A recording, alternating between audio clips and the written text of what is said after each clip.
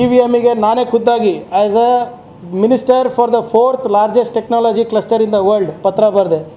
E V ಎಮ್ಗಳನ್ನು ethical hacking ಮಾಡಿಸಿ ಅಂತ. ಮಾಡಿದ್ರಾ? ಮಾಡಿಲ್ಲ. ಫಾರ್ಮ್ 6-7 ಮಿಸ್ಯೂಸ್ ಮಾಡಿದ್ರು. ಮಾದೇವಪುರ ಪ್ರೂವ್ ಆಯಿತಾ?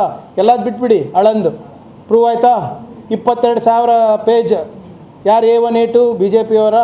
ಅದಾದಮೇಲೆ ಸಾಹೇಬ್ರು ಹೇಳ್ದಂಗೆ ಈ ಚೀಫ್ ಎಲೆಕ್ಷನ್ ಕಮಿಷನರನ್ನು ಆಯ್ಕೆ ಮಾಡುವ ಪ್ರಕ್ರಿಯೆ ಬದಲಾವಣೆ ಮಾಡಿದ್ರ. ಚೀಫ್ ಜಸ್ಟಿಸಿಗೆ ತೆಗೆದ್ಬಿಟ್ಟು ಅವ್ರು ಯಾವುದೋ ಒಂದು ಕ್ಯಾಬಿನೆಟ್, ಯೂನಿಯನ್ ಕ್ಯಾಬಿನೆಟಿಗೆ ಹಾಕಿದ್ದಾರೆ. ಅವ್ರು ಯಾರು ಮಾತು ಕೇಳೋದು? ಪ್ರೈಮ್ ಮಿನಿಸ್ಟರ್ ಮಾತು ಕೇಳೋದು. 2:1 ಆಯಿತಾ ಅಲ್ಲಿ? ಅದಾದಮೇಲೆ ಏನು ಮಾಡಿದ್ರು? ಜುಡಿಷಿಯಲ್ ಇಮ್ಯುನಿಟಿ ತಂದರು ಚೀಫ್ ಎಲೆಕ್ಷನ್ ಕಮಿಷನರಿಗೆ. ಏನಾದರೂ ಅವರು ಈ ಎಲೆಕ್ಷನ್ ಪ್ರಕ್ರಿಯೆ ಮಾಡಬೇಕಾದಾಗ ಅವ್ರು ಏನೇ ಮಾಡಿದ್ರೂ ಕೂಡ ಯಾವ ಕೋರ್ಟ್ನಲ್ಲೂ ಯಾರೂ ಪ್ರಶ್ನೆ ಮಾಡೋಂಗಿಲ್ಲ. Judicial immunity for a constitutional ಬಾಡಿಗೆ ಅನ್ಕಾನ್ಸ್ಟಿಟ್ಯೂಷನಲ್ ಪವರ್ಸ್ ಕೊಟ್ಟರು. ಅದಾದಮೇಲೆ ಏನು ಮಾಡಿದ್ರು? 70 ಜನ MP ಹೊರಗೆ ಹಾಕ್ಬಿಟ್ಟು ಈ ಬಿಲ್ಲನ್ನು ಪಾಸ್ ಮಾಡಿದ್ರು. ತಮ್ಗೆ ನೆನಪಿರ್ಬೋದು, ಅದು ಸಂವಿಧಾನಿಕವಾಗ.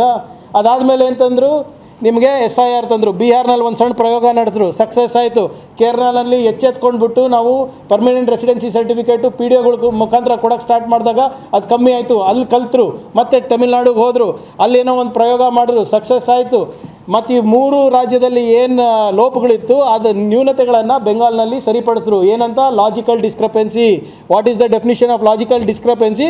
ಚೀಫ್ ಎಲೆಕ್ಷನ್ ಕಮಿಷನರ್ ಈಗಲೂ ನನಗೆ ಹೇಳಿಬಿಡ್ಲಿ, ನಾನು ರಾಜೀನಾಮೆ ಕೊಡೋಕ್ಕೆ ರೆಡಿ ಇದ್ದೀನಿ. There is no definition. ನಿಮ್ಮದು ಹೆಸರು ದತ್ತಾತ್ರೇಯ, ನೀವು ಸ್ಪೆಲ್ಲಿಂಗ್ ಏನಾದರೂ ಚೇಂಜ್ ಆದರೆ ನಿಮ್ದು ಹೋಯ್ತು. ಪ್ರಿಯಾಂಕ್ ನಂದು ಒತ್ತಕ್ಷರ ಕನೇ ಬಂದುಬಿಟ್ರೆ ವಿತೌಟ್ ಒತ್ತಕ್ಷರ ಇದು ಡಿಸ್ಕ್ರಪೆನ್ಸಿ ಇದೆ ಅಂದ್ಬಿಟ್ಟು ಟ್ರಿಬ್ಯುನಲಿಗೆ ಟ್ರಿಬ್ಯುನಲಿಗೆ ಕಳಿಸ್ತಾರೆ. ಟ್ರಿಬ್ಯುನಲ್ನಲ್ಲಿ ಒಂದೇ ಜಡ್ಜ್ ಇರೋದು. ಹೆಂಗಾಗ್ತದೆ? ಆಲ್ ದಿಸ್ ಇಸ್ ಕಾನ್ಸ್ಟಿಟ್ಯೂಷನಲ್ಲ. ಅದು ವೋಟ್ ಚೋರಿ ಆಯಿತಾ? ವೋಟ್ ಚೋರಿ ಅಲ್ವಾ ಇದು?